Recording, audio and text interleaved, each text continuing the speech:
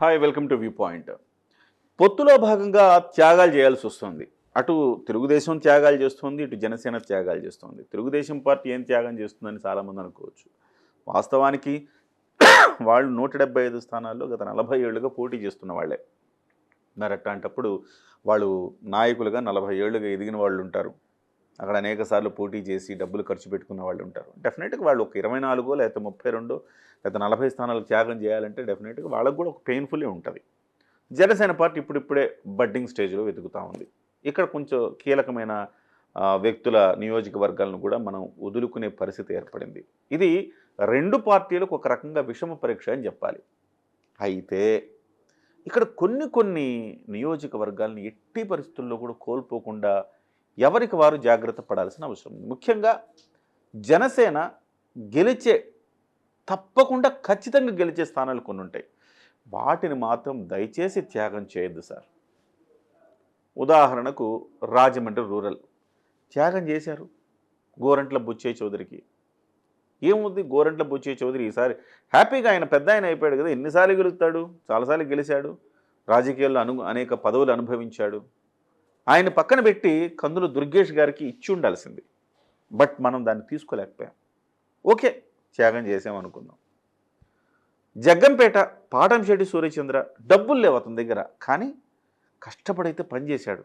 ఇవాళ పాటంశెట్టి సూర్యచంద్ర బయటకు వచ్చి ఇట్లా సాక్షి లాంటి మీడియాల్లో పవన్ కళ్యాణ్ గారి మీద విమర్శలు చేయకుండా ఉండాల్సింది.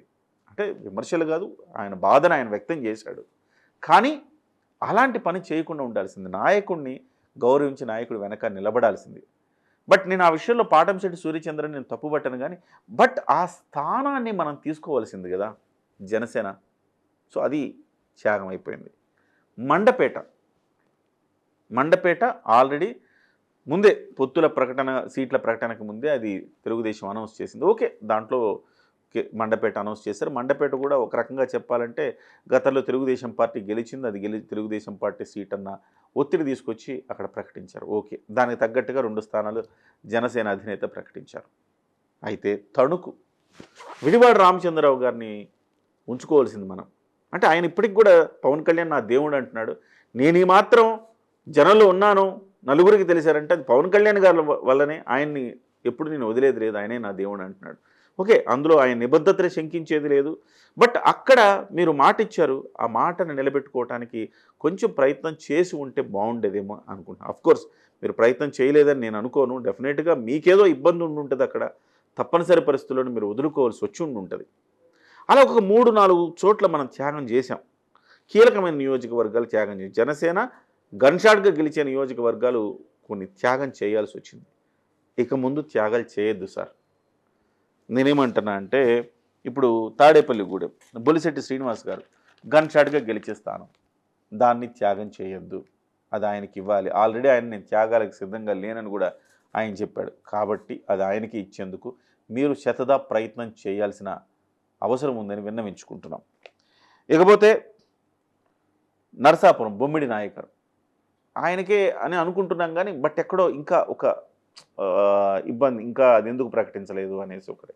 బొమ్మిడి నాయకర్ లాస్ట్ టైం అత్యంత భారీ ఎత్తున పోటీ ఇచ్చారు, స్వల్ప తేడాతో ఓడిపోయాడు. డెఫినెట్గా నరసాపురంలో బొమ్మిడి నాయకర్ ఈసారి కేక్ వాక్, ఆయన గెలుపు అది కూడా కోల్పోవద్దు సార్. అలాగే పెదకూరపాడు సత్తెనపల్లి ఎక్స్పెక్ట్ చేశాడు బొర్రా వెంకటప్పారావు, సత్తెనపల్లి ఆయనకు రాలేదు.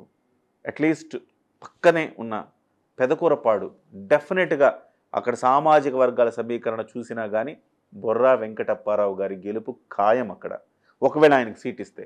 పైగా ఆయనకి పార్టీకి కూడా ఆయన చాలా పెద్ద ఎత్తునే ఆయన సహాయక సహకారాలు అందించారు. చాలా ఈ మధ్యకాలంలో రాజశ్యామల యాగం కూడా చేశారు పవన్ కళ్యాణ్ గారు ముఖ్యమంత్రి అవ్వాలని.